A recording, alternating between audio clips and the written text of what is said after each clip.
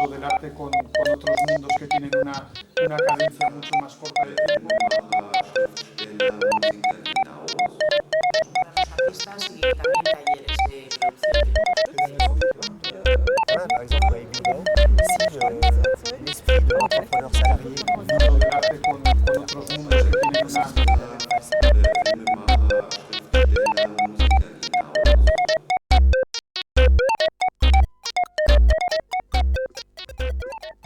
Depuis 2004, Art en Réel a choisi d'appliquer au secteur culturel une démarche innovante d'entreprise collective partagée. Pourquoi Art en Réel cherche à mieux organiser le travail artistique ? Quelle est la conviction profonde qui porte ce projet ? Pourquoi, au travers du programme Leonardo, Art en Réel cherche à confronter ce projet au niveau européen ? Insécurité juridique, multiplicité des statuts, raréfaction des ressources, inégalité du rapport de force face au marché, isolement, marchandisation de la culture. Insécurité juridique, multiplicité des statuts, raréfaction des ressources, inégalité du rapport de force face au marché, isolement, marchandisation de la culture. Et maintenant, Il faut s'organiser autrement. structurer autrement le travail des créateurs. Quelle motivation il y a derrière ce défi, ou ce nouvel enjeu en tout cas? C'est peut-être dire de façon abrupte que ce qui allait de soi dans ce secteur il y a encore quelques années ne va plus de soi aujourd'hui, et que les réformes en cours à venir sur les politiques culturelles nous renvoient évidemment à inventer des nouveaux modes d'organisation pour le travail des créateurs. On voit bien qu'un monde est en train de se clore, mais que le nouveau monde, une nouvelle façon, un nouveau mode de développement des mondes de l'art n'est pas encore vraiment en place. Donc là, on voit bien que toutes les situations personnelles, collectives sont un petit peu en déséquilibre, et en particulier dès qu'on s'éloigne un petit peu du cœur le plus institutionnel et le plus reconnu de la profession. Et donc probablement la nécessité de passer à un autre référentiel qu'on voit apparaître à droite et à gauche dans les équipes en particulier qui mixent le travail de création proprement dit, mais aussi les travaux d'action culturelle, de formation, de présence sur les territoires. Et on voit bien que cette conception n'est encore pas reconnue, valorisée. Donc il y a là un clair verrou idéologique à dépasser. Il y a aussi un mode organisationnel de développement, de professionnalisation qui serait aussi à décaler, probablement vers des formes un peu plus mutualistes, dans des milieux qui restent quand même structurellement marqués par la singularité. Donc il y a une tension entre le particulier, le collectif, le singulier et le plus communautaire qui au moins est reposée aujourd'hui. Art en Réel, coopérative d'activité et d'emploi, née de l'ensemble de ces constats, tente une réponse aux problèmes de structuration, d'organisation et de gestion de l'activité des créateurs, qui intéresse les partenaires européens du programme Leonardo pour la création d'entreprises partagées culturelles en Allemagne, au Pays Basque, à Marseille et en Suisse. Les partenaires nous livrent leurs motivations. Pour nous, Leonardo, le programme, qu'il soit un ou deux, ce sont en fait des outils afin d'arriver à mettre en place une dynamique européenne, un réseau européen autour de l'entrepreneuriat collectif, de développer en fait un réseau d'entrepreneurs afin de pouvoir développer de l'activité économique sur nos territoires, de développer de l'emploi et de promouvoir l'entrepreneuriat au niveau européen. La Chambre de l'économie sociale et solidaire avait participé au premier volet du projet Leonardo SEIA. Et puis maintenant, on participe au second volet dans le domaine de la culture.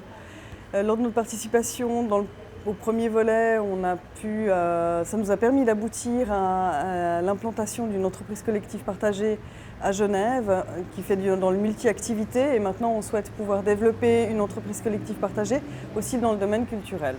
Ça répondait à plusieurs impératifs qui pour nous étaient importants. C'est une forme de gouvernance qui appartient à l'économie sociale et solidaire. C'est quelque chose qui est suffisamment souple pour nous permettre de véritablement accompagner des gens dans le cadre du développement de leur activité économique. C'était aussi innovant.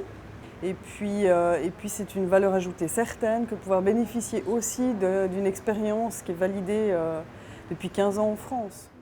Que l'entreprise partagée peut mettre sur le réseau des artistes un nouvel mode de voir l'emploi. Hein. Chez nous, il n'y a aucune de normative spécifique pour artistes. Et si tu es un artiste, tu es un travailleur. Et pour quelqu'un des artistes, être un travailleur, c'est pas raisonnable. Alors on peut la faire. Je pense qu'on peut avoir un statut plus solide que ce qu'il y a maintenant, qu'il n'y a rien.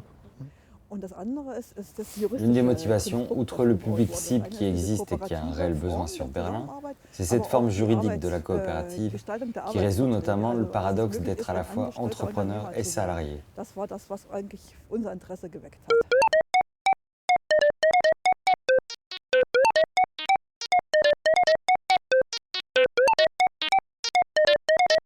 Le programme, c'est un moyen intéressant pour réaliser des objectifs aussi forts que faire rencontrer économie sociale et culture et dans un réseau européen, c'est déjà un sacré défi. Donc c'est plus un programme d'ouverture justement, c'est-à-dire que ce premier niveau nous permettrait de construire ce réseau. C'est aussi de permettre à des mobilités d'artistes, de travail d'artistes, d'entrepreneurs entre ces pays, parce qu'on a besoin dans la création artistique, dans la créativité des personnes, de circuler, de se nourrir des autres.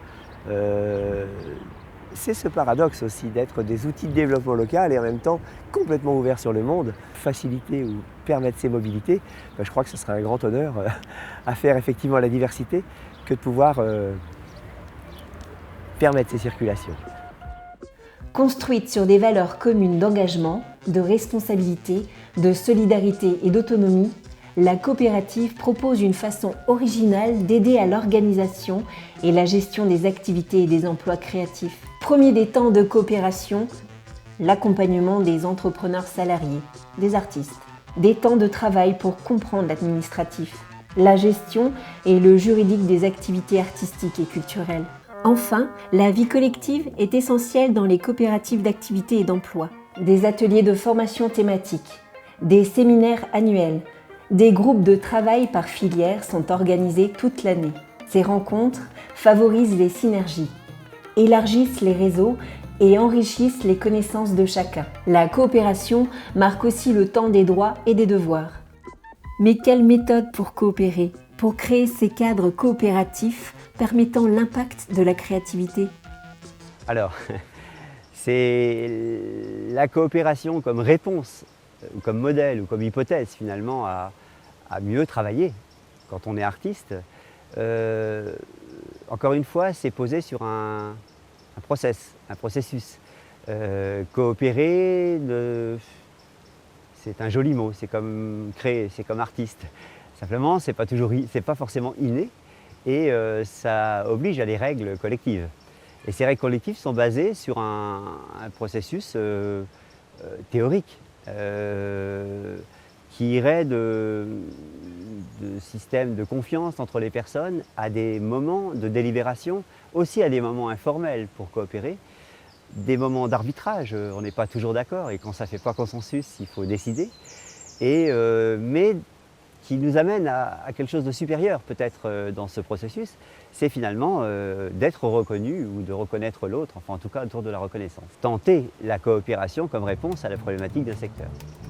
Le 23 juin 2011, le premier temps fort et bilan d'étape du projet Leonardo a été organisé au Parlement européen de Strasbourg.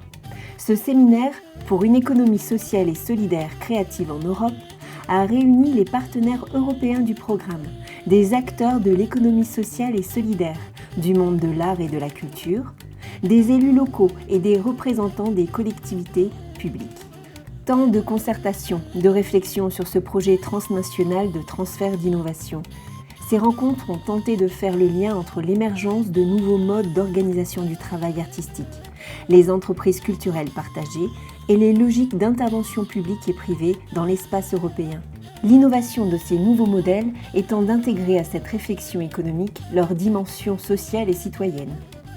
Les partenaires européens du programme ont profité de la tribune de ce séminaire pour dresser un bilan d'étape de leur projet de création d'entreprises partagées. Pour la Fondation Pfefferwerk, Le projet Leonardo lui a permis de se confronter au modèle français d'entreprise partagée, et notamment au statut d'entrepreneur salarié. La Fondation a relevé le défi délicat de développer les conditions juridiques adéquates à sa transposition à la fin de l'année 2011.